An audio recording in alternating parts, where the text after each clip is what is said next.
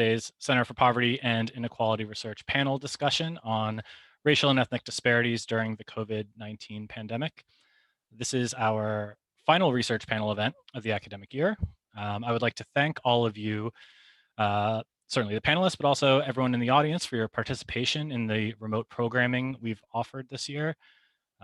In a time when bright spots have felt few and far between, it's been especially wonderful to see such large, diverse, and geographically dispersed audiences at our events.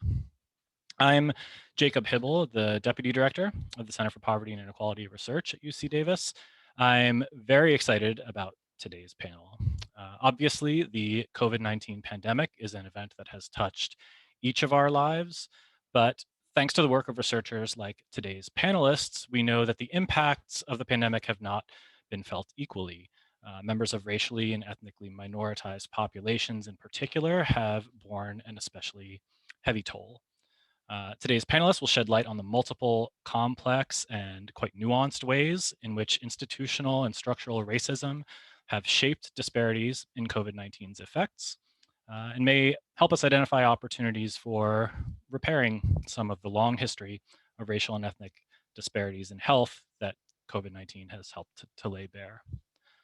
I will introduce our panelists in just a moment, but I first want to briefly explain the format for today's event. So throughout the session, I encourage audience members to submit questions using the Zoom chat feature as they occur to you. Someone says something interesting that you have a reaction to or you have a question about, please put it in the chat. More questions is certainly better than too few. What we'll do then is reserve the Q&A portion of the event for the final 30 minutes of today's session, when UC Davis doctoral student and CPIR graduate student affiliate, Andrea Buehler-Wassman, and I will moderate the question and answer period. So to recap, use the chat feature, please, throughout to submit your questions. And then after all of our panelists have spoken, we will have a moderated Q&A period. Okay, with that, I would like to introduce our first speaker today. Dr.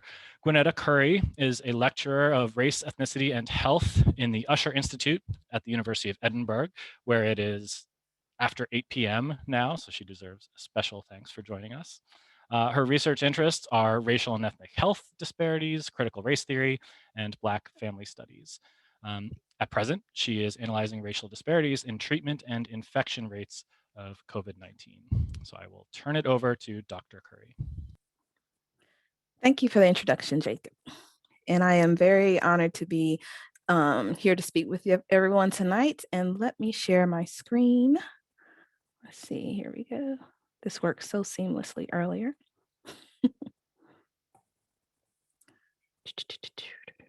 And it's not showing up at the moment. Let's try this again.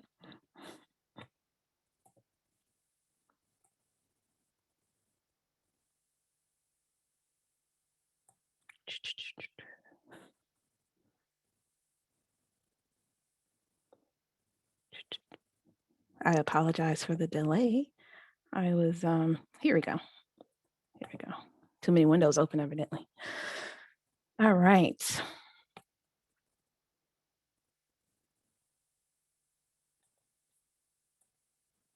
Okay, yeah, so today I'm going to speak to you about the impact of COVID-19 on Black people in the UK. Now, in the UK, they have socialized medicine. So a lot of the disparities we talk about in the US, I am from the US originally,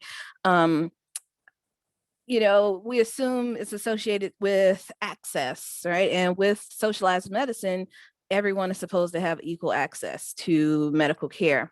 But what we found is that even with socialized medicine, these disparities still exist. So today I'm going to go over COVID-19 infections and mortality rates, infections by deprivation and living conditions, infection by occupation, and vaccine uptake, and a path forward. Now with vaccine uptake, this has been a very hot topic as of lately because people want to attack vaccine hesitancy, which I really hate the term vaccine hesitancy because it's not addressing or acknowledging the historical traumas that Black and Brown people have felt throughout the years and why they may be, you know, a little, you know, reserved when it comes to taking new medications. And I'll get into that. So this is data from the ONS, and full transparency, I am on the ONS Inclusive Data Task Force. One of the issues with ONS data, when they first presented the COVID-19 data, they did not include race and ethnicity. And I was just like raising my hands, what's happening here, guys? Like, I know it exists. There's this sense of denial a lot of the times when it comes to issues around race in the UK. So they released the data and it showed very much what I expected, that ethnic and racial minoritized populations were disproportionately affected by COVID-19. And if you look at this graph, Black African, Bangladeshi, and Black Caribbean populations are at the top. So when you adjust for age, you can see this huge disparity. And when you adjust for geographical location, socioeconomic status, and health status. Now, when COVID-19 first came, and when the first data came out about ethnicity, it was like, oh, clearly it's just due to these underlying health issues. It's not due to anything else, right? So yes, underlying health issues have a contributing factor, but it doesn't tell the whole story here. So that's kind of what we're going to get into. Living conditions. So deprived areas had the highest rates of COVID-19 incidents. Black people were more likely to live in these deprived areas compared to their white counterparts. Now, they don't have redlining like they do in the US when they, push people into certain locations or underfund certain neighborhoods. But in the UK, it's very much similar actions, just not using the term redlining, where populations are relegated to certain areas and certain opportunities are limited in certain areas. So this graph shows the most deprived area has the highest rates of death involving COVID-19. And you see the first bar is the most deprived areas compared to the least deprived areas, right? So what we know in the least deprived areas, they're gonna have more access to green spaces. They're going to have more access to furloughs. They'll be able to work from home, unlike these impoverished areas. So those are some of the contributing factors. Now, this graph, it's kind of busy, but it kind of paints a picture here. Occupation matters. Where you work matters. And what we found through the COVID-19 pandemic, which a lot of people knew ahead of time, if you look at racial and ethnic disparities, we know that Black people, minoritized people are overrepresented in these front-facing service jobs. And so with that being the case, they were more exposed to COVID-19. And if you look at this graph, taxi and cab drivers and chauffeurs had a very high rate of death from COVID-19. Security guards and related occupations along those lines had a higher rate, and care workers, and so is home care workers. And this is very similar to the US when you talk about home care workers. Home care workers are a sector that a lot of people don't talk about. It's kind of forgotten when we talk about healthcare workers because you only focus on those who are in the hospital. But those that have to go out to patients' home are very vulnerable. One, their jobs are not secure. Two, they're least likely to have access to proper PPE, which was a huge headline throughout this whole pandemic in terms of who has PPE, who doesn't, who gets to use it, when to use it. Another sector was around food services, right? So things that don't close just because everyone went on lockdown, right? So when the country went on lockdown, hospitals remained open. People still had to service the grocery stores because people have to eat. People still had to drive the buses, right? Those things had to continue to happen. So people who worked in those occupations did not have the luxury of working from home. This was the front page of one of the local newspapers, and it highlighted the deaths of healthcare workers, NHS workers from COVID-19. And I remember seeing this newspaper and I was like, oh my gosh, so many Black and brown people in the UK died who were healthcare workers. And I've done a number of talks for the NHS. And some of the stories that they have a title here, they call BAME, Black, Asian, Minority, Ethnic Groups. And the stories they told about being refused PPE or being redeployed into COVID-19 wards at a higher rate than their white counterparts, being denied a risk assessment because here they went through a period where, okay, you can do a risk assessment to let you know your risk of dying from COVID. And so you should not have to work in a COVID ward. So these type of discriminatory practices happen. which left them more vulnerable to COVID-19. The NHS inequalities, doctors and nurses are currently paid less than their white counterparts, right? Black doctors and nurses, to be more specific. Black doctors are making 10,000 pounds less, nurses are made 2,500 pounds less, while people from ethnic minority backgrounds account for 20% of the NHS workforce. They accounted for 62% of the healthcare workers who died from COVID-19. Right. So when that number came out, 62%, because it was actually, if you're just talking about the doctors, it was like 90% of the doctors were either Black or South Asian. So that garnered a lot of attention. So people started to dig into why that was the case. And that's when some of the information came out about being redeployed into these wards without proper protection or spending more hours in the COVID-19 wards than their white counterparts. 49% of the BME is Black minority ethnic staff deaths were nurses and healthcare assistants. 30% of BME doctors were, or deaths were doctors.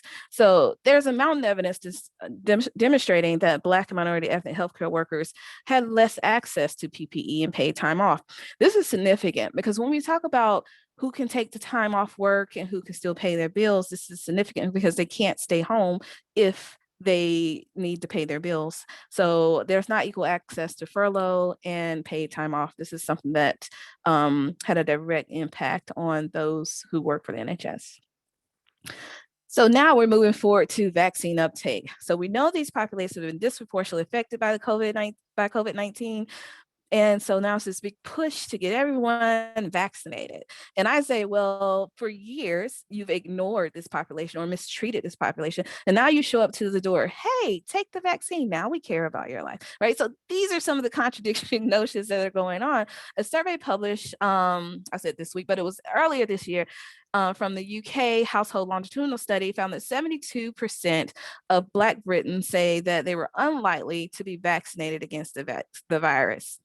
And this goes in hand with the data from November showing that over 60% of Black people in the UK did not believe their health were equally protected by the NHS compared to their white counterparts. So there's a distrust of the healthcare system. So they're not going to be open to vaccinations just because they're all of a sudden made available. And this is showing up in the data. So the survey was done prior to the distribution. And so they said over 4 in 10 Black or Black British adults reported vaccine hesitancy. And again, I don't like the word hesitancy because it ignores the actual trauma that Black people have experienced in history.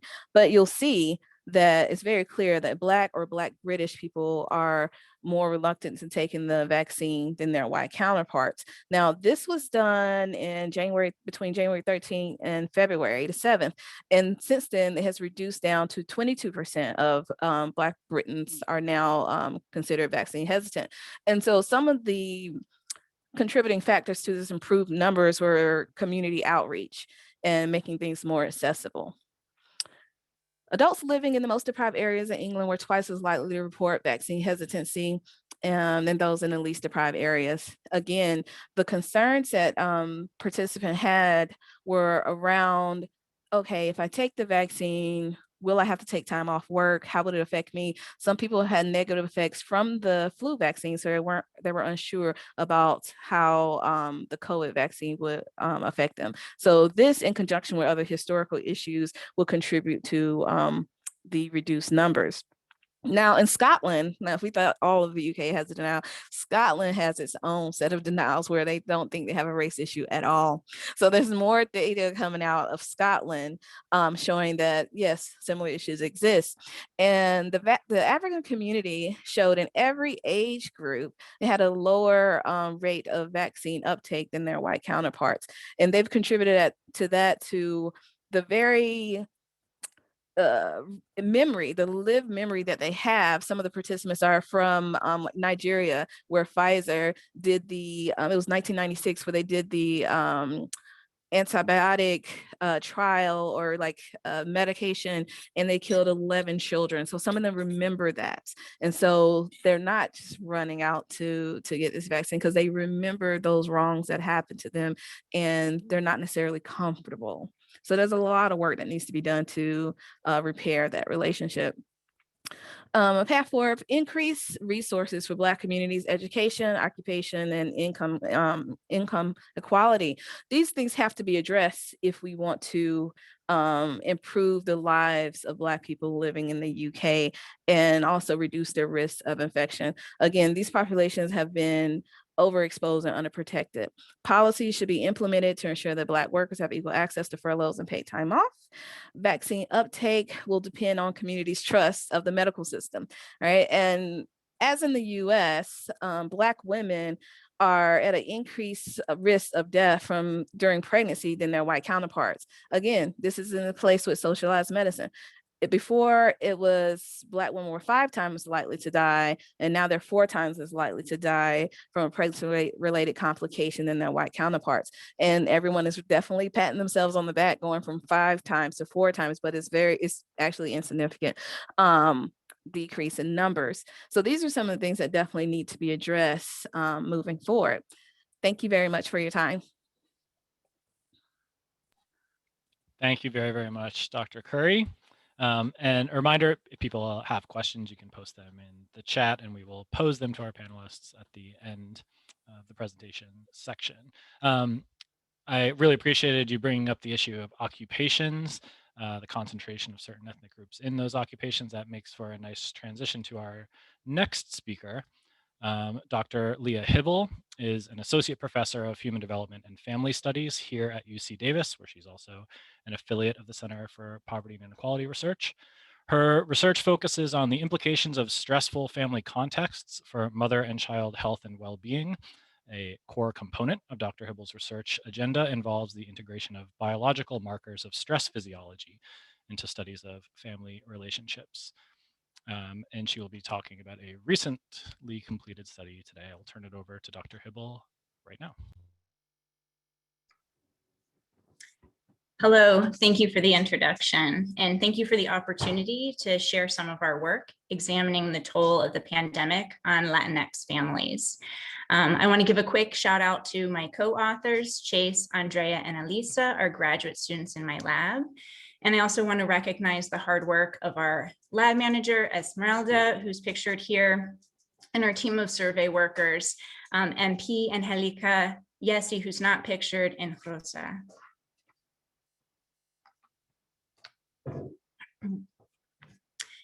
Emerging evidence highlights racial and ethnic disparities in contracting the virus, as well as complications from the virus, including higher rates of hospitalization and death. Specifically, Latino individuals are twice as likely to contract COVID. And actually, I should give the caveat based off of the previous presentation that I'm going to be talking about US data here. So this is CDC data.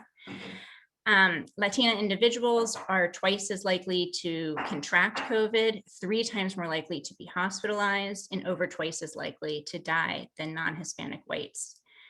Systemic institutional discrimination and the exponential increase of internal immigration enforcement have perpetuated greater likelihood of experiencing poverty and low-wage work among Latino families.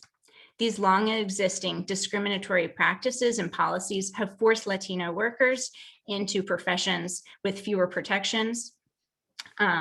For example, less likely to be able to have access to PPE, occupations that preclude 6-foot distancing, such as crop production, hospitality, food service, and food manufacturing.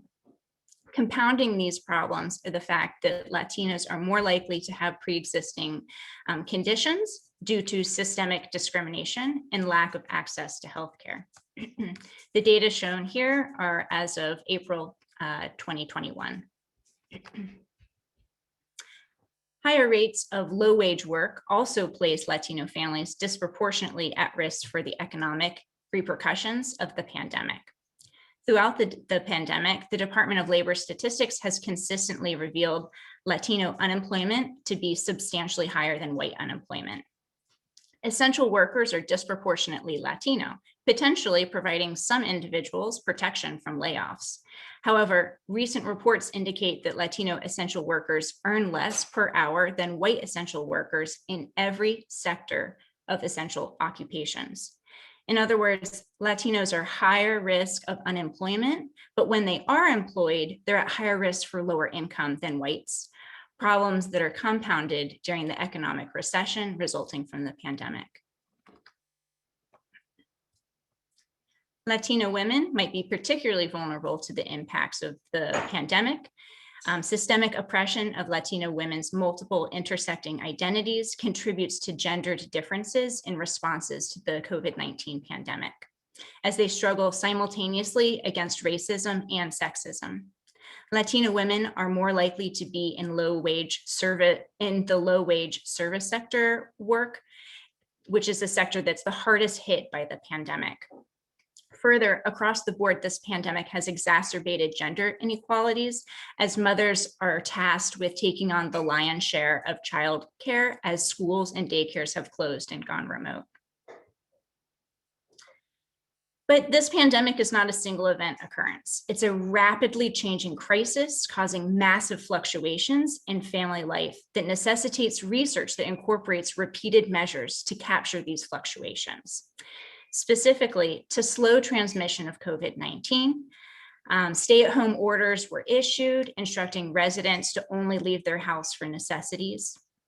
Millions of children were forced out of daycares and schools. Multiple industries issued layoffs, and unemployment skyrocketed, which is depicted in the blue graph with the vertical line increasing unemployment. Not long after, orders were relaxed, unemployment decreased, Congress issued stimulus checks, and unemployment benefits were supplemented. Soon after, though, midsummer, cases surged again. As you can see in the red graph, in the middle of the graph is that summer surge. And though layoffs continued, as you can see in the blue graph, the US regained roughly half of the jobs lost. Fall brought exponential increases in cases again, new waves of layoffs, new stay-at-home orders, and the end of the unemployment supplement. And by fall, it had been months since families had received their stimulus payment. These rapid fire changes have huge implications. These changes are all happening on the timescales of days and weeks. And therefore, we designed a study calling Latino mothers every 2 weeks to monitor their changing psychological experiences and their changing financial well-being across this crisis. Economic instability, for example, changes in employment and income, food insecurity, and residential changes all predict lower romantic and child behavior outcomes above and beyond a single assessment measure. We will continue to examine how instability predicts child and family outcomes, but in most of the following slides, I will provide descriptives on family instability across the 9 months between March and December. Our sample consisted of 91 Latina mothers. We called these mothers roughly 800 times between March 20th and December 31st. Each mother participated in roughly 7 calls across this time. Mothers had children between the ages of 1 and 17. They were predominantly low income, and 92% of these families had an essential worker in their family. We asked them brief, but whenever possible validated measures, as indicated on the right side of the slide. And we also asked about infection. Across the 9 months, roughly 27% of our sample contracted COVID. Much of these infections occurred in the time that we were wrapping up data collection, meaning that the number is likely much higher. So after the first 2 months of data collection, we examined the initial economic cutbacks that families were forced to make, and we looked at those cutbacks in association with psychological well-being. First, we found that over 50% of the families had engaged in some economic cutbacks. In the graph on the left, the green bar represents the slightly less than 50% of families who did not have cutbacks. And the blue bars are the specific cutbacks families were making when they were making cutbacks. Most often reported cutbacks is buying less clothes, followed by missed bills, missed rent, and buying less food. Importantly, with the graph on the right, what we can see is those families who were forced to make cutbacks were having a mental health toll. Mothers who reported being forced to engage in economic cutbacks in response to the pandemic exhibited higher stress related to the pandemic, higher depressive symptoms, and higher anxiety symptoms than those who did not make cutbacks. On average, these were not clinical levels of depression and anxiety, but the forced cutbacks were clearly showing an increase in symptoms. Since this first analysis, we've continued to track how our families are faring across the past 9 months. And in the following graphs, I'll illustrate the instability that these families have endured. This graph shows unemployment in our sample. We removed all of the families who were unemployed at the start of the pandemic. So the red bar on the far left is it indicates a fully employed sample in March. And therefore, each subsequent column illustrates unemployment since the start of the pandemic. So with 0% unemployment in March, you can see in April, there's roughly 30% unemployment, meaning 30% of our employed sample lost their jobs between March and April. A massive increase in unemployment. At the national level, as I mentioned, the economy regained roughly 50% of the jobs it's lost, but this was not indicative of our sample, which can continue to have high unemployment with only a small dip in the summer. Unemployment persisted at around 40% of our sample across this time. The green bar indicates one unemployed individual, and the blue bars indicate the all adults in the family were unemployed. So either an unemployed single mom or a two-parent family with both parents unemployed. Across the 9 months that we called the families, a devastating 60% of our families reported unemployment at least one of their phone calls. Across this time, we asked about cutbacks in spending, the red indicating no cutbacks, with colors after that indicating increasing numbers of cutbacks that families were making. So there was an increase in cutbacks from March to April, but a slight decrease in the number of mothers reporting cutbacks into the summer.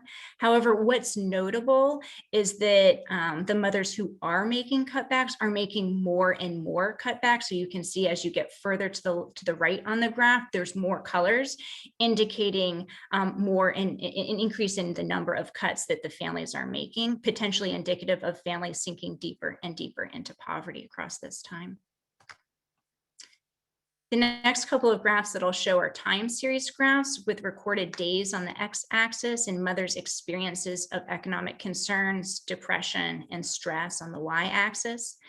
The trend line is a locally weighted regression, meaning that it's a moving average of surrounding data across time. In this graph, we see mothers' economic concerns. On the right-hand side, I have listed the items that go into this subscale. Similar to the number of cutbacks that I showed in the previous graph, mothers seem to be reporting increasing worries about their economic situation as the pandemic raged on. So slight decreases in the beginning of the fall, but a fairly moderate increase in concerns across time. This is a similar time series graph with moving average of mothers' depression symptoms over time. And as you can see here, there's a pretty substantial jump in depressive symptoms at the beginning of the pandemic between April and May.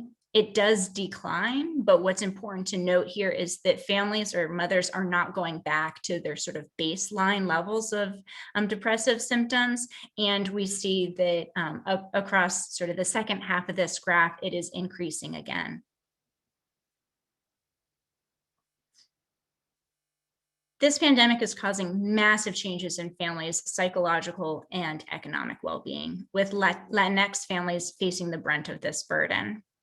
Whereas ample research has documented the negative effects of persistent poverty or hardship on parents' mental health and parenting practices and child behavior, less is known about the unique contributions of stability or instability. And this pandemic is particularly a disruptive time of fluctuations and instability for our families.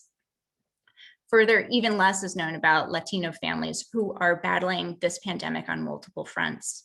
Our next steps will be to examine how economic and psychological instability in particular are impacting families in this sample.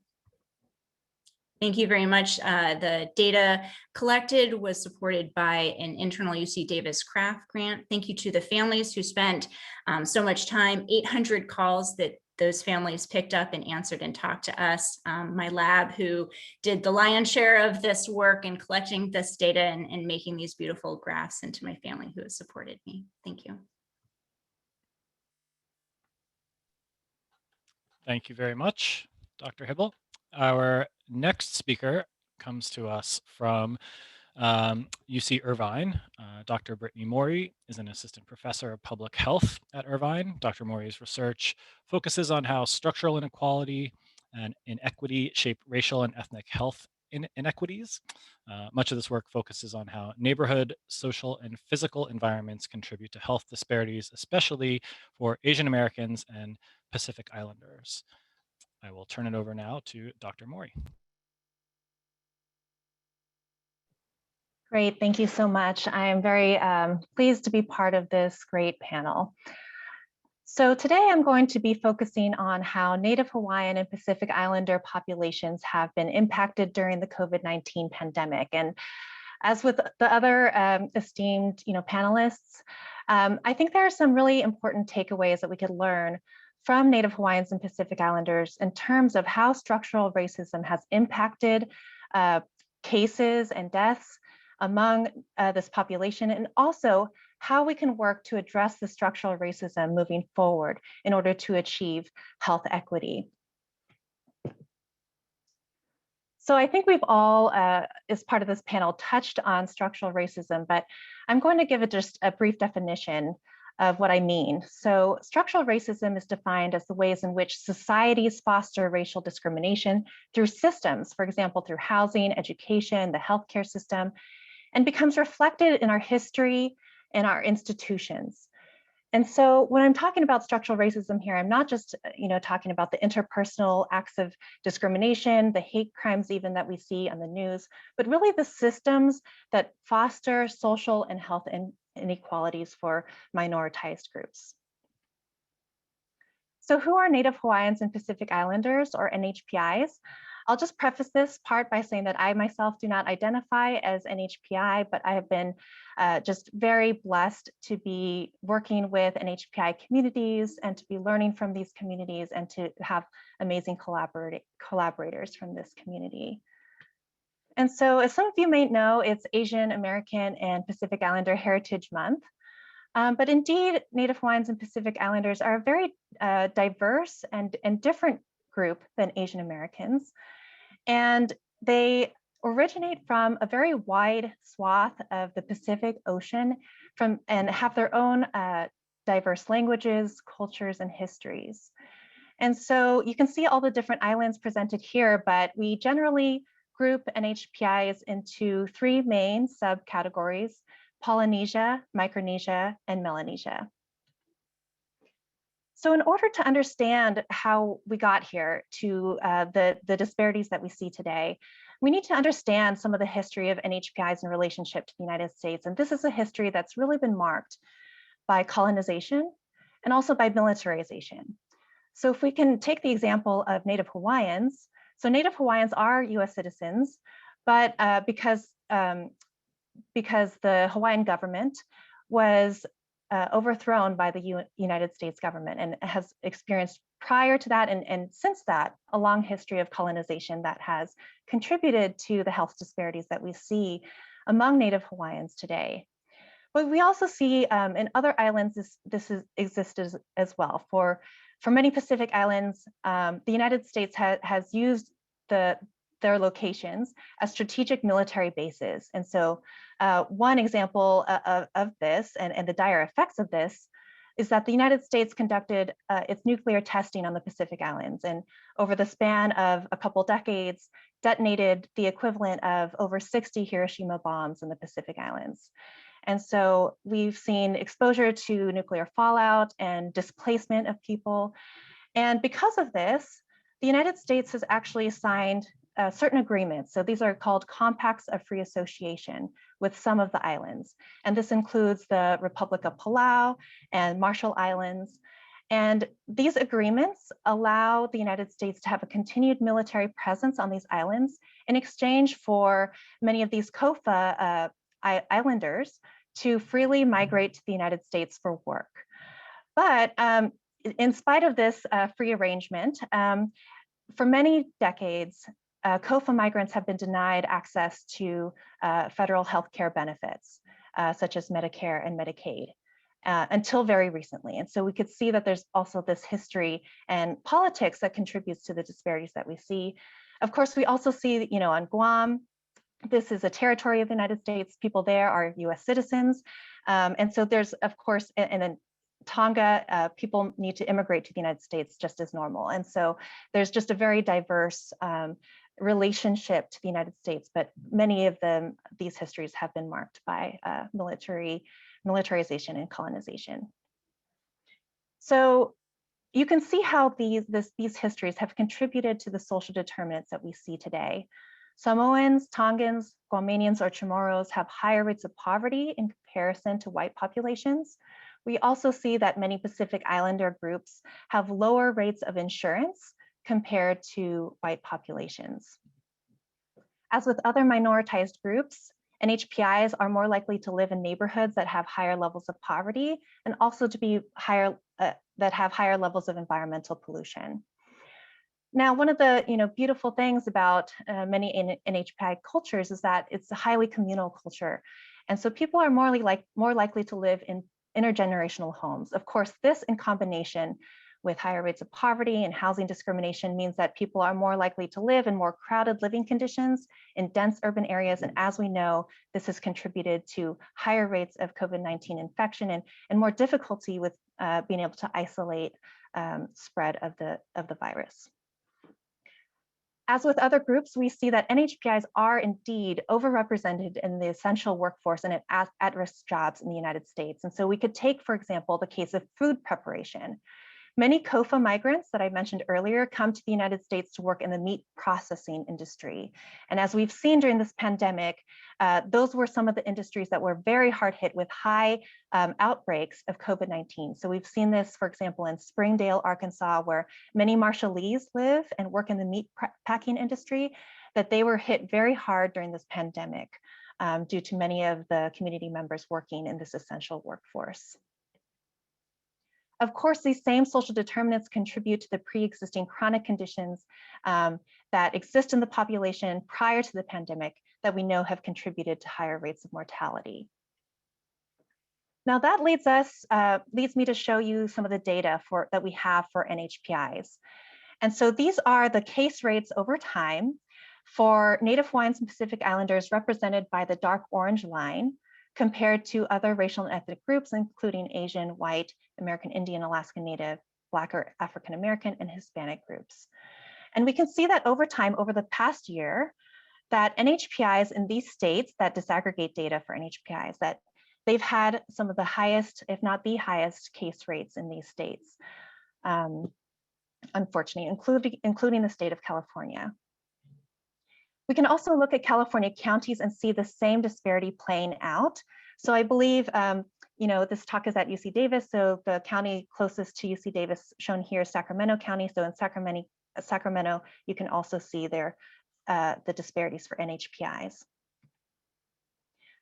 Now, these data that I'm showing are only from the places that we have disaggregated data for. And so the orange states are the states that have disaggregated data for NHPIs separately from Asian Americans and separately from other race groups.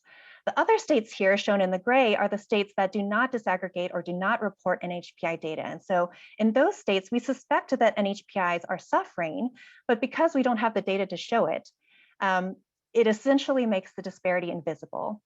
And so without the data, we're unable to, in these communities, advocate for more resources, advocate for more vaccines. And so that's why data disaggregation and data equity is a form of structural racism that impacts our community. Now, it's not all doom and gloom. I want to highlight some of the amazing work that has been done. So early on in the pandemic, in early 2020, the Pacific Islander COVID-19 response team formed, and this was a community grassroots-led coalition across the nation of people working in different regions and states to address the initial data that we were seeing that Pacific Islanders were being really hit hard. And so here's a picture of Dr. Reynolds Samoa, who along with Dr. Nia Aitoto and other leaders from the community have really spearheaded this response team to respond and advocate for more data and advocate for more resources for NHPIs. One of the results of this advocacy was the formation of the NHPI COVID-19 Data Policy Lab, which is housed at the UCLA Center for Health Policy Research, and on which I'm really privileged to be a part of as a faculty advisor. And so this is a lab that's really led by young leaders in the NHPI community. These are graduate students. These are early career professionals from the NHPI community who have produced all of the data that I showed today. They've been scraping the data, putting the data into forms that the community members can access. And they've been using the data to advocate for more policy and more funding and resources for NHPIs at the national, state, and local levels. One of the products that we released is the NHPI data dashboard, the COVID-19 dashboard, which you can visit here.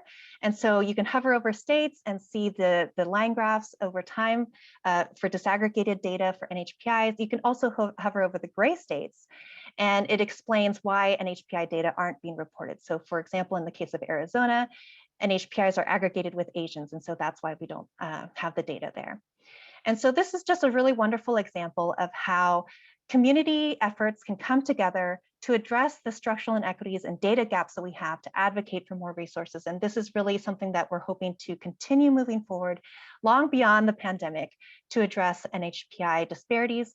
And this is also a model that can be used by other minoritized groups, including, which I don't have a time to talk about today, but maybe in the Q&A session, disaggregated Asian American groups. As we know, there are some subgroups of Asian Americans that have been disproportionately affected, but we have very, very little data to show this, especially for the more low income Asian American populations. So I'd like to recognize the other collaborators and members of our NHPI COVID-19 Data Policy Lab. Special thanks to the Pacific Islander COVID-19 response team and our funders for this work. So thank you very much. Thanks so much, Dr. Mori. Really fascinating stuff. It's really interesting to see all of this new data work that you and your colleagues are undertaking. It's exciting stuff. Those case rate disparities were just staggering. All right, we will now turn it over to our fourth and final speaker. Dr. Emilia Simeonova is an associate professor of economics at Johns Hopkins. Dr. Simeonova's research interests are in the economics of healthcare delivery, patient adherence to therapy, and the interaction between physicians and patients, as well as racial disparities in health outcomes, and the long-term effects of shocks to children's health and the intergenerational transmission of health. Dr. Simeonova, I will turn it over to you. Thank you for the introduction, and I am going to start sharing my screen now. Let's see if this works. There we go. So I am today. I'm obviously very grateful to the organizers for allowing me to join this this panel. This is very important work, and I'm really privileged to be part of the presenters here. I will be talking about COVID-19 and Native American populations and tribal lands. And we've heard about different populations that are minoritized in different parts of the world, and mostly in the US. Native Americans are one of the populations that we know very little about. And I very much agree with Dr. Mori and some of the other presenters here that one of the issues that we need to all be struggling with is that there is very little data. So when you look at publicly available sources in particular, it is incredibly hard to break out some of these populations. There is a lot of variation within the population, so the groups are bunched together. We saw how many different groups are bunched together as Native Hawaiian and Pacific Islanders. A similar thing happens with Native Americans and Alaska Natives. And part of what I've been trying to achieve here is to highlight some of the heterogeneities or differences in how people are impacted by COVID and other different types of shocks, depending on where they live geographically or what kind of, whether they're urban or rural populations, and what kind of health coverage they receive. A lot of this work is done with Professor Randy Aki, who is at UCLA, and with a colleague of mine from Hopkins, Luis Quintero.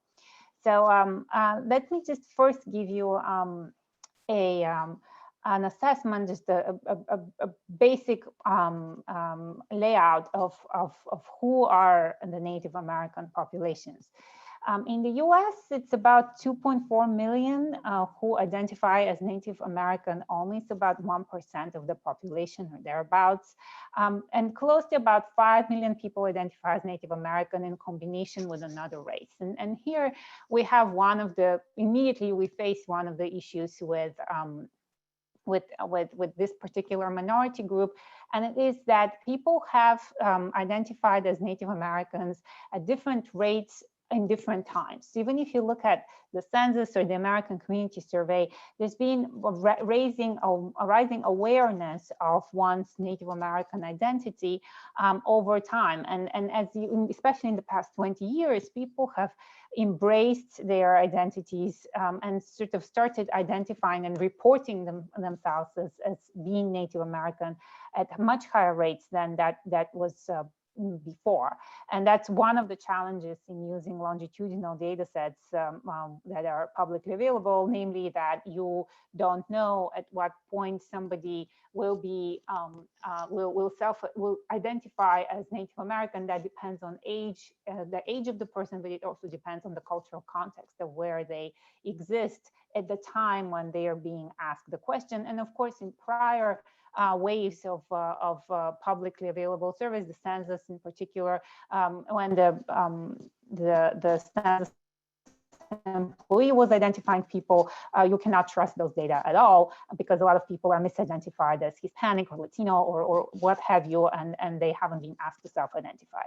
So we currently believe we have a more or less accurate count. About 1% of the population are Native American only, and about 5% of the 5 million people identify as Native American with another race in combination. A little over 20% of those identifying as Native American live on reservations. That's another commonly held misconception, that most of the Native Americans would live on tribal lands or reservations. In fact, most of the Native American populations most Native Americans live in urban settings, in places like LA, New York, Phoenix, San Francisco. That being said, Native Americans experience some of the highest poverty rates at 23%. I think this is at par with Black Americans. They also have some of the highest rates of chronic disease, and their life expectancy is a whopping 5 years shorter than the average life expectancy in the United States. So bear this in mind as we move on to talk about the COVID-19 epidemic and Native communities. I want to preface everything with saying that very little is known about what have been the effects of COVID-19 in Native communities. Some of it is because we have very little data. Some of it is because the Native communities who are self-governed on reservations have been hesitant, and understandably so, in revealing and releasing a lot of data. And some of it is because we simply don't know, because nobody's keeping track. However, and we already saw this in one of the presentations, I was glad that we agree on the rough numbers, that infection rates have been about 3.5 times higher, and death rates have been about 1.5 times higher in Native American populations than in the white population. I think I saw a number more like 2 times higher. So it's somewhere between 1.5 and 2 times, depending on the statistic that we're looking at. And we do have some evidence that the COVID-19 infection rates, consistent with everything we've heard until now, have been highest on reservations where infrastructure is worse. So people have less plumbing, they live in more crowded conditions, and also in locations that have lower levels of integration. And how we measure low levels of integration, most of the residents are non-English speaking as the first language. So there's less information. That's how we interpret this, or at least that's how the authors, some of my co-authors who wrote this paper, interpret this data, consistent with what we've seen in other minorities and other places as well. So that's the health side of things, but we know relatively little. Hopefully, we'll get to know a little bit more as the Indian Health Service is getting their data together, and some of the tribal communities are becoming less hesitant in opening up about what kind of rates they have been experiencing. But there's also the secondary, what I call a secondary effect of the COVID-19 pandemic, which has been the focus here as well, which is that the local restrictions have had substantial effects, downstream effects on economic conditions. So the stay-at-home orders, which we're used to thinking about, have sort of locked down people. They can't move around. Restaurants have been closed. Economic activity really slowed down. And the US has been criticized for implementing a staggered adoption of non-pharmaceutical interventions, meaning everybody decides on their own when to close down their local economy. And I'm happy to engage on a discussion about that separately, but the decisions to shut down are done sequentially. So that actually allows us to evaluate what is the effect of those decisions in a somewhat semi-causal framework, meaning we can relate the shutdown to the data that we see in a way that allows us to interpret this as a causal link between the shutdown and the data outcome that we are considering. That's what I'm going to be talking about here a little more. Native communities, as a background again, are self-governed. So we're talking about reservation lands here. That's about the 20% of Native Americans that I mentioned before, but they're spread all over the country. They're self-governed, and the local government in this case, what I mean by local government is the tribal government. It's not the state government or the county government. In many cases, the tribal governments followed the policies, the Nhpi policies adopted by the state governments, for example, California. But in other places, they did their own thing. And that's another big data issue here, which is that we don't really know what happened because things were done so locally that we don't know who shut down, what was shut down, what kind of restrictions were put in place. Now, the downside of the NPIs is, again, that they severely affect the local economic conditions, but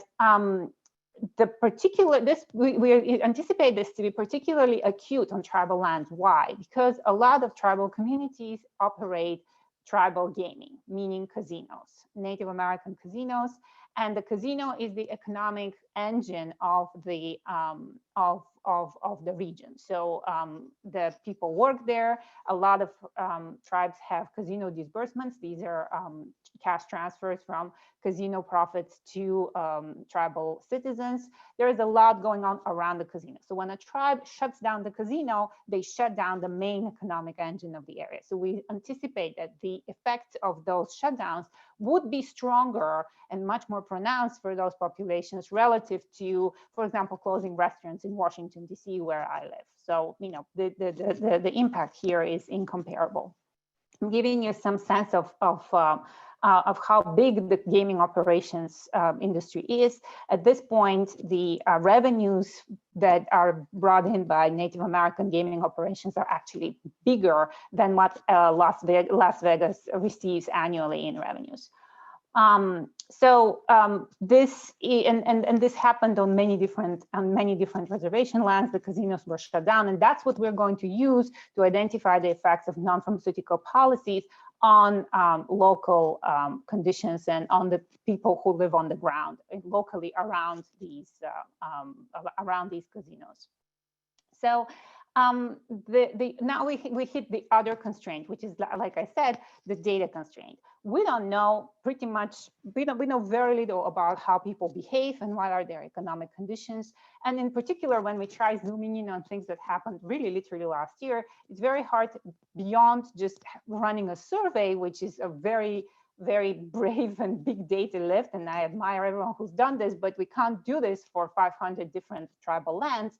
So how are we going to look at and how are we going to study what happened to these populations when the casinos shut down and in a response to NPIs? Well, the one thing we do have is mobility data. And in this case, we're going to use SafeGraph data on mobility, basically tracking cell phones, to see how people change their mobility patterns around the shutdowns on reservation lands versus areas that are not on reservations. So we're going to be comparing before and after the shutdown on the reservation lands to before and after on lands that are not on reservation. We have two papers on this with Randy Hickey and with Quintero. The first one is on how people shop for food, and the second one will look at how people utilize healthcare. We have about 328 Native American reservations in the data. 189 of them have at least one tribal casino, and we know when the casino shut down, and we know when it shut down and when it started again. So we're going to be looking again around these times before and after the shutdown, inside and outside of the reservation, what happens to people's mobility patterns. And one thing you may be wondering is whether the SafeGraph data adequately cover reservation lands. We were surprised that actually they cover reservation lands much at the same rate as non-reservation lands. So we have enough pings from cell phones on the reservation to be able to identify patterns with good power and good confidence that we're actually identifying something well. So first, let me tell you about the food stuff. So where do people go shopping? When you think about it, the first thing you may be thinking, well, you know, people will start going to grocery stores more because they want to get more food. They have more time on their hands, or maybe not. The average Native American living on a reservation has to travel about 20 miles to get to the closest grocery shop. So are they traveling more? Are they traveling less? What's happening here? And what we found is when we looked at these data, what we found was that instead of people traveling, first of all, we discovered, as others have documented, Native Americans living on reservations are traveling longer distances in general to get food, which is not too surprising. But what we found was that instead of going even further out or going too much closer than before the COVID-19 pandemic, what happens is that they're shifting. So what is going on is that instead of going to a grocery store, they're more likely to go to a convenience store. So, and what kinds of foods are in convenience stores? Anybody who has lived in Manhattan above 125th Street knows that, you know, you go to any type of grocery store, there's only cans there, and really processed food, and just like, you know, white bread and not very good stuff. So what happens is when COVID hits, the non-reservation households are going to are continuing to go to the grocery stores. They may be going to closer grocery stores, but the reservation households are going to closer locations, but those locations are convenience stores. So the quality of their food is going down. They're probably consuming more canned food, less fruits and vegetables, which has been documented by a lot of studies, analyzing nutrition value in different types of stores, et cetera, et cetera. So this is what we see, and this graph here really summarizes it all.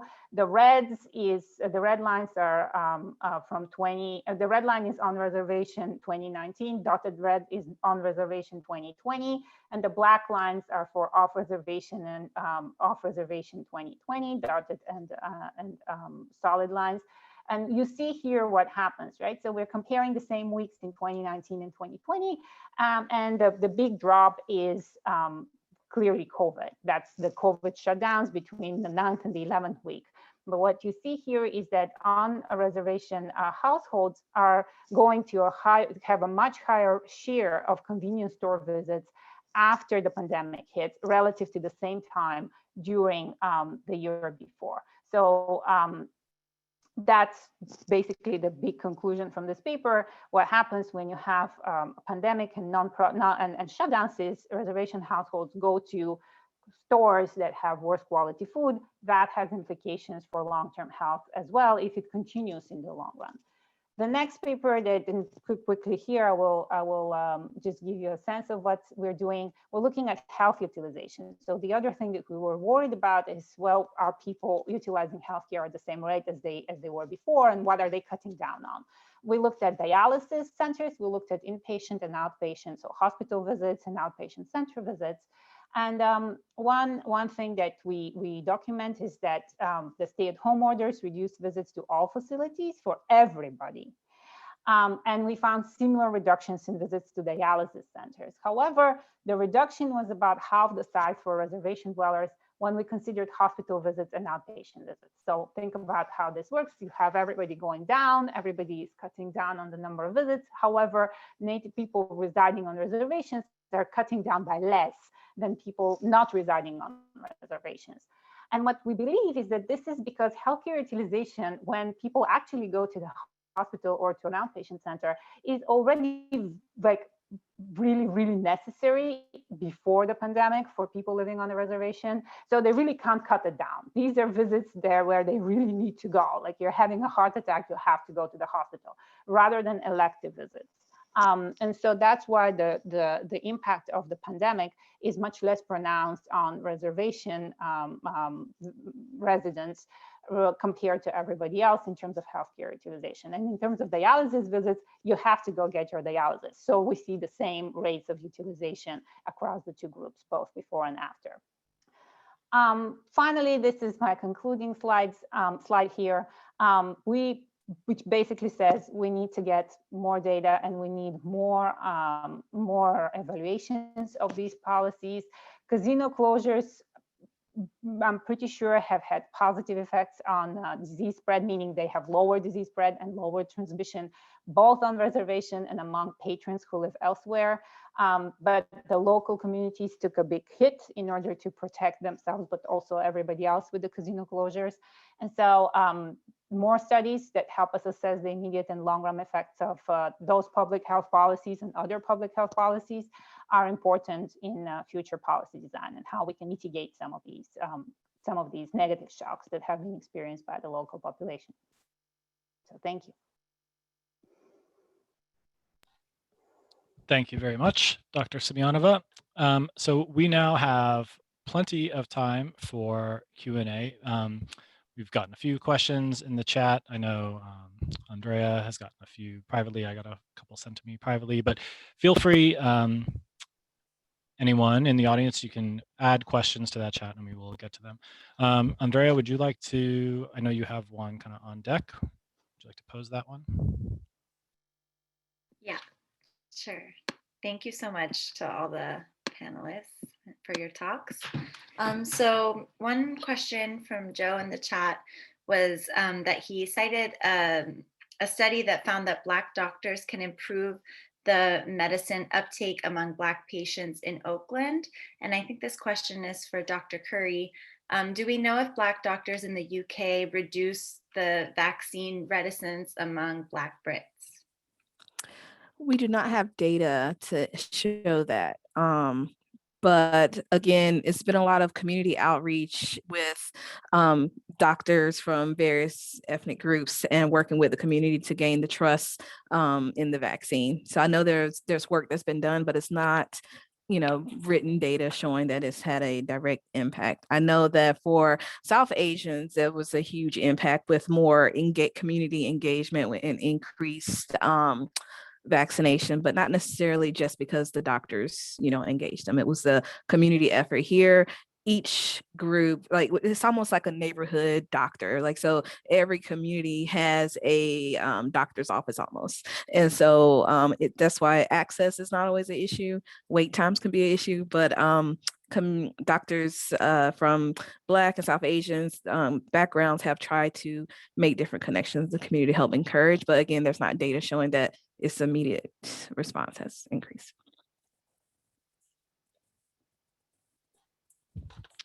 Great. I have a couple of questions that are related to a point that Dr. Mori brought up about data disaggregation. So several of you on the panel are studying what are often sort of referred to or thought of as difficult to study populations due to population size for the most part. And so researchers often lump these groups into like a quote unquote other category or resort to using pan-ethnic labels like Latinx or Asian that might obscure a whole lot of meaningful heterogeneity. So folks are interested in how you think about the importance of disaggregating specific racial and ethnic groups. What are some challenges you encounter? Dr. Curry, what is your experience with data availability in the UK compared to the US? How are things more or less difficult? I think any of you might speak to this. Yeah, so in the UK, they use race and ethnicity interchangeably, and it really bothers me. But they do a better job, I will say, disaggregating ethnicity data. So they don't just say Black, they say Black Caribbean, Black British, Black African, right? So they do separate them so you're able to see the differences, because there are major differences between the experience of the Black Briton or the Black Caribbean versus the Black African. So, and I'm American and consider me Black other. So this, and Black people only make up 3% of the population in the UK. So when you break it down, the numbers are small, but you're able to demonstrate or show what's going on in each population. I think that's important. Sometimes when you clump everybody together, and there's a big conversation in UK now with the name BAME, because BAME is Black, Asian, Minority, Ethnic, and everybody's like, hold on. People from all these different groups do not have the same experience and are not having the same impact with COVID. So it's important to pull out what's happening with the various groups. So yes, they're doing a good job as disaggregating data by ethnicity. Yeah, they could do a better job of making everything more readily available. There's a lot of things hidden behind walls, and I have access to certain data because of the groups I'm associated with, but your average person wouldn't be able to pull up everything that I can. Yeah, Dr. Curry brings up such great points, and it's so interesting to hear about the different ways that Brits think about race and ethnicity, right? And you could see how these different categorizations reflect our political systems and who we deem to be important or not in society. And so I think that, especially during the pandemic, it has really raised the issue of small numbers and how important those numbers are to the public. So there was a lot of hesitance around releasing initially those very small numbers of Pacific Islander cases and deaths, because there were at the very beginning of the pandemic, few cases, few deaths, and so we were seeing some of this restricted data, and they were saying, well, should we even report it because it's based on such small numbers. And so for us and the researchers who understand these issues and community members are like, they're telling us, no, we need to release these data. We need these data in order to advocate for our communities. Even if it's based on small numbers, you can still report the numbers with caveats. So, you could say that, these are based on small numbers, so maybe the errors are big, but this is what, the numbers are saying, and this is how we decided to categorize race, for example, rather than just showing, not showing Native Hawaiians and Pacific Islanders at all, and then you don't know, are they lumped together with Asians? Are they lumped with other? Are they just not being shown? Do they even collect the data? So actually being transparent about how data are being treated, I think is really important for effective response, especially when something is as dire as COVID-19. And so we're hoping that in the future, there will be even more data disaggregation for different groups. Can I chime in really quick? I wanted to mirror that because Scotland, Black people only make up 1% of the population. And we had that exact same conversation of, do you release the data or not, when we were talking to Scottish government. And I was like, yes, you need to release the data. So yeah, I totally understand what you mean with low numbers and people think it's not significant. Right. I think statisticians might worry, or there are concerns too about anonymity. I think in the data, I think people worry that if we release it, you could figure out who these people are. But we've heard from what we've heard, at least from the NHPI community, is that they want the data and they want it released. Yeah. Yeah, I echo all of those thoughts as well. We actually, Randy Aki and I ran a whole conference at the Brookings Institution on data disaggregation and how important it is right before COVID. That was like a lifetime ago.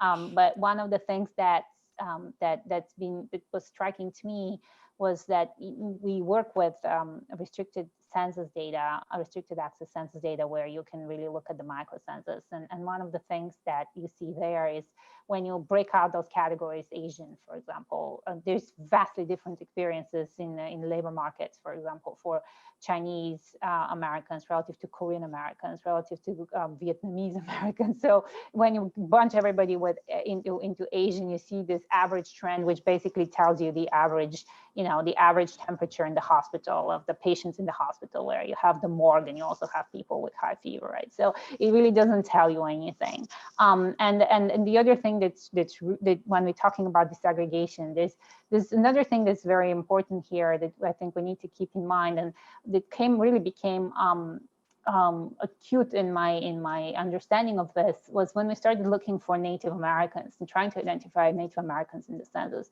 And we really couldn't get the numbers to square with what we knew from other data. Like, we were finding way too few people.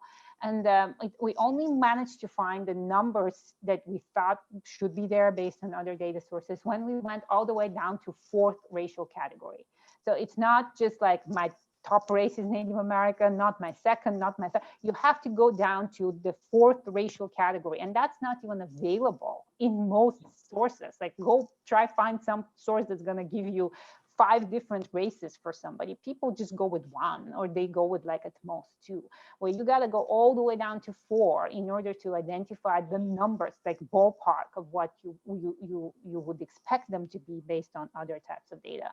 So it's not only disaggregating in those big groups, but it's also disaggregating within group. But of course, we have to be mindful of those small numbers too, and small cells. So that's a fine line there. And I think there's a big conversation to be had about that with statisticians and people, demographers and others who know more about these things than I do.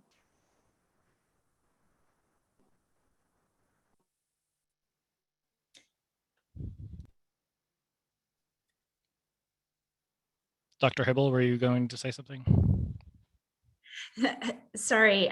Yeah, I want to, reiterate what Dr. Mori said, which is that, we get into this position of knowing a little bit or knowing nothing. And there's value in knowing a little bit, right?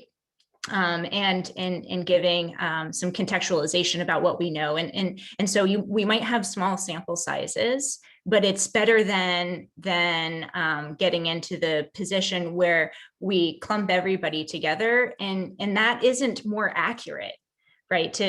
We might have bigger error bars when we start to disaggregate, but we might be also getting closer to an understanding of people's true experiences when we do aggregate very disparate experiences together and we have small error bars. That's not more accurate once we've done that, and then we've also denied ourselves the chance of really understanding problems and creating accurate and meaningful interventions because we don't know what the problems are. I wonder if you'd also be willing to speak briefly. Have you gotten any kind of pushback from reviewers or other members of the scientific community about a study that only looks at Latino mothers in California and doesn't explicitly compare them to white mothers? Like this perspective, we can only understand one group if we compare them to white people. That is a huge problem, a huge issue.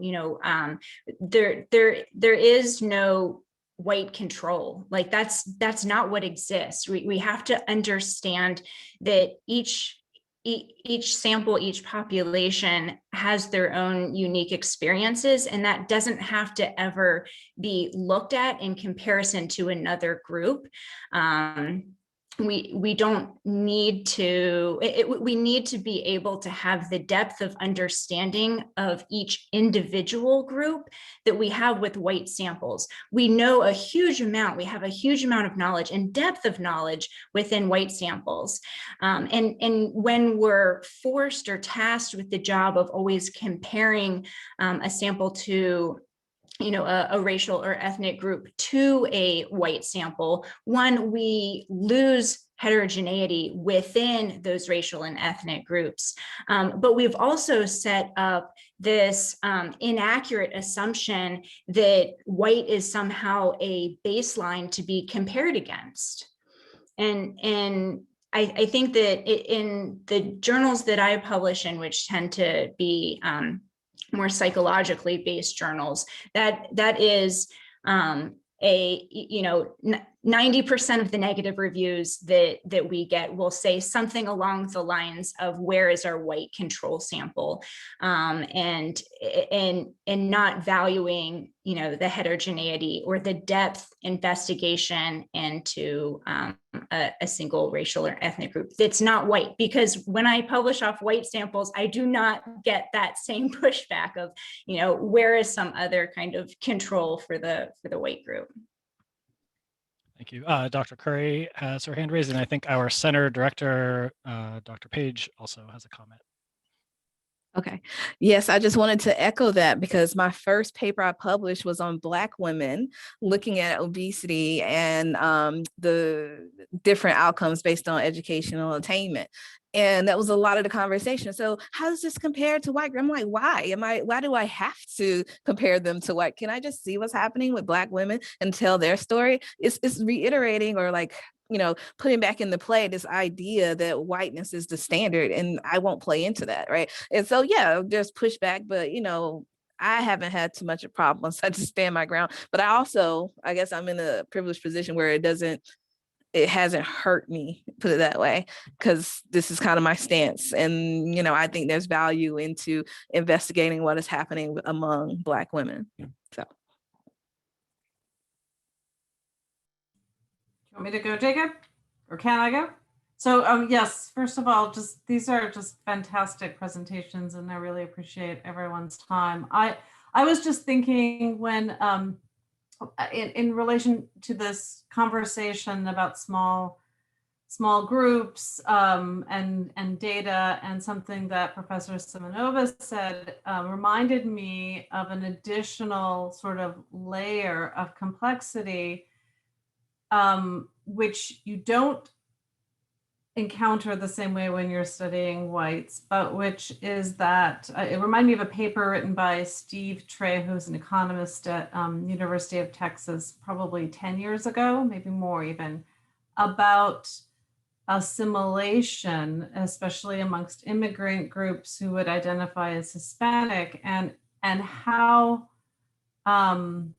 and I can see this occurring for almost every group that has been talked about here, which is essentially that over time, as people intermarry, their offspring are going to identify differently. So Professor Simeonova was talking about how you have to sort of look 4 questions down to sort of find the identification of Native American. It's not the first one that a lot of folks do. And then how also the rates of intermarriage across demographic groups are also associated with socioeconomic status. And so sort of teasing out self-identification and socioeconomic and economic status, So identification of sort of what group you belong to and your economic status as you sort of go down generations sort of shifts, making it really hard to sort of get a full picture of what is happening to a particular group. And I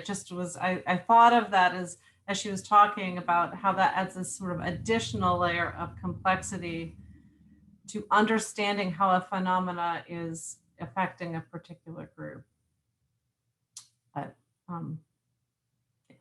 These are fabulous. I think, well, if there's, I have another question if there aren't when we run out, but for now I will. Yeah, well, I want to be sure we get to Kristen's question. Andrea, you have that one? Yes. So Kristen said, I'm planning to graduate CSU Stanislaus in 2 weeks and have a passion and interest in working with populations that are facing inequalities and inequities due to their race.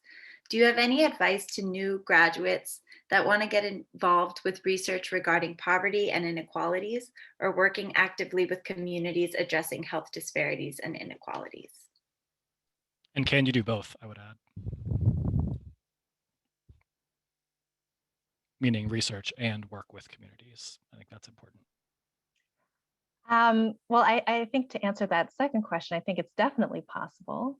And I think many communities are wanting people, the skills, the data, the research skills that maybe they don't have to increase their capacity. But I will also say that, working with communities, that it's a long-term commitment.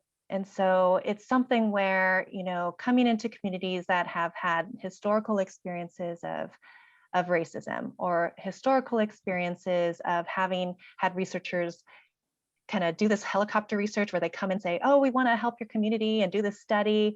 And then they do it and they leave, and like the community never hears about what the results were, or the results end up being something that paints the community in a really terrible light. There's all these experiences that minoritized communities have had that really, in my work with communities, almost, immediately when I come into a new community, it's like, whoa, which researcher are you? Are you kind of the researcher who's going to help, or are you going to just be one of the so many others that have just kind of dropped in and taken resources out and not helped us? And so I think when approaching communities to work with them, it's really a long-term commitment, and showing that, you're there to help, you're there to learn. And I think that should be, especially new graduate students, initial step into doing community-based work is to learn, to listen, and to see what they need, because maybe what you think they need is not what they actually need. And so, so having that long view and being having that humility to learn from the community themselves. I'll echo everything that was just said. I want to give a small caveat in sort of how we're thinking or talking, and in making sure that we understand that disparities are not because of somebody's race or ethnicity. Disparities are because of white supremacy. Disparities are because of racism. So these disparities are not coming from somebody's race, they're not coming from somebody's skin color, they're coming from the societal influences. And I think that why that is so important is because if we're not able to articulate or see or identify the problem, again, then we're just not going to be able to treat or to intervene with the problem.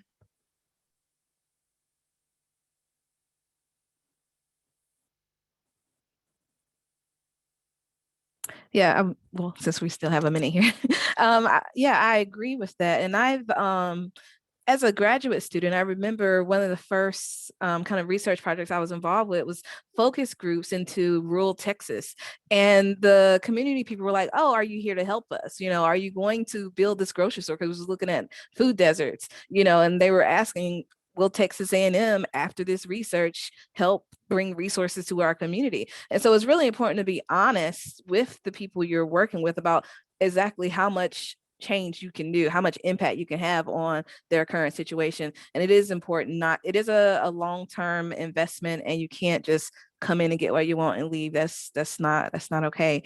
And I agree with Leah that we have to look at it as, structural issues, systematic issues, and not, oh, let's go fix the people, right? Let's change their behaviors. And a lot of the times, I work with medical students, so I'm constantly having this argument about it is not just the individual. There's a lot of things that are contributing to behaviors, contributing to the environment that are having an impact on the health. So yes, I agree that it's definitely something you can do.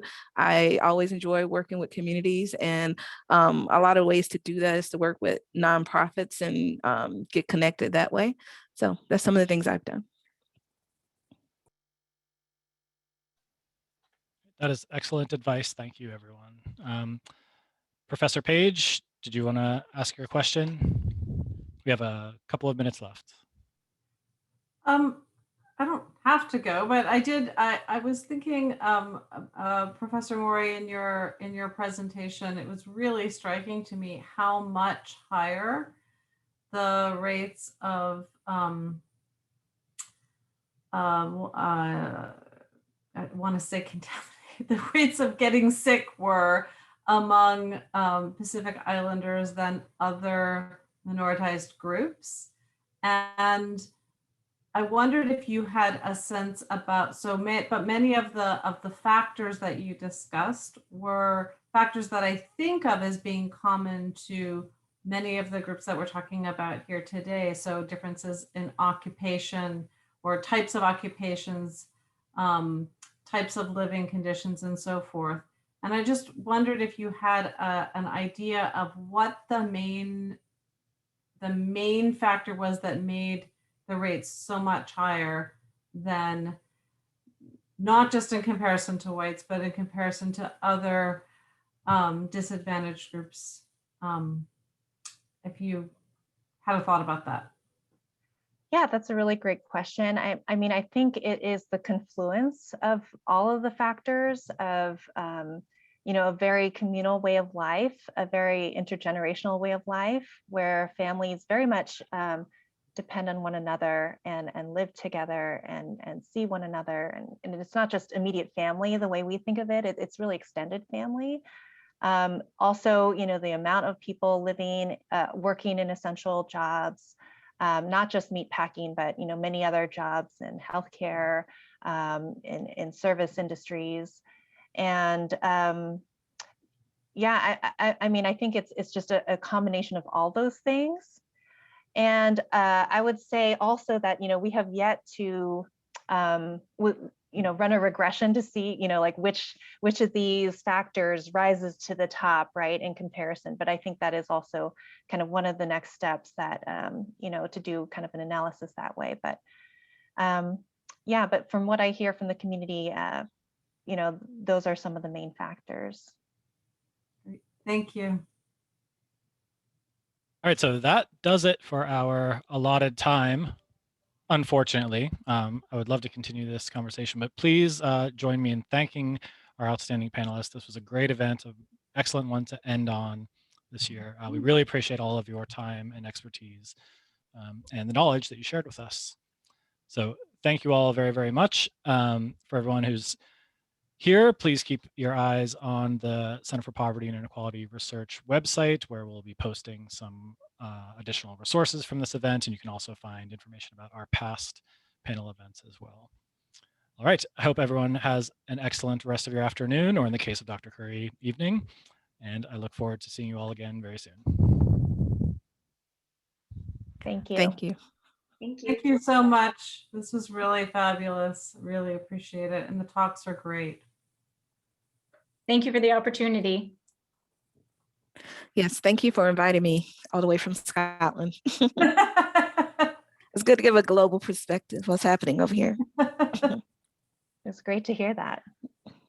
Yeah, you know, because I'm from the US. So, you know, all of my training happened in the US, and coming into the UK is it was very different, because I was like, where's all the race data? What is happening here? You know, so yeah. You could probably do like a study on, you know, the different ways in which different scientists in different places conceptualize race.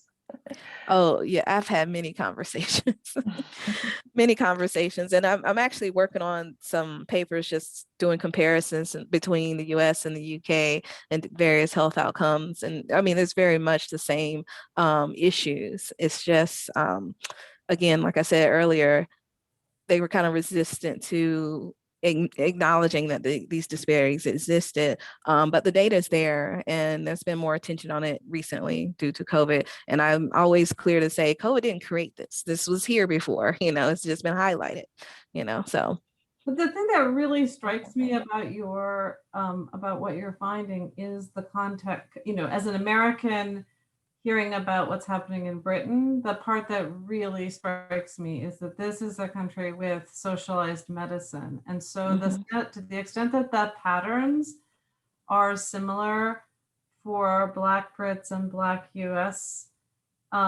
Blacks in the U.S. We can't say it's about medicine. I mean, that's what I find. It's not just, certainly it's not just about access to medicine, right? Or access to healthcare. And that is really, I mean, I think we kind of knew that already, but it's like really, like, it's really strong evidence, I think. Yeah, we actually just finished a study where we interviewed Black and South Asian, either pregnant or recently delivered babies, women, and they talked about their interaction with NHS. And a lot of their stories was very similar to what we hear in the States in terms of not being listened to, not being taken seriously if they have a complaint. One of our participants talked about going to the doctors 3 times and sent home. And then ultimately she was in labor. Like she just needed to, you know, she was ready to deliver. Like those type of things are consistent from what the stories we hear in the US with Black women not being listened to and Black people here. I mean, it's just very consistent across the board. It's really interesting.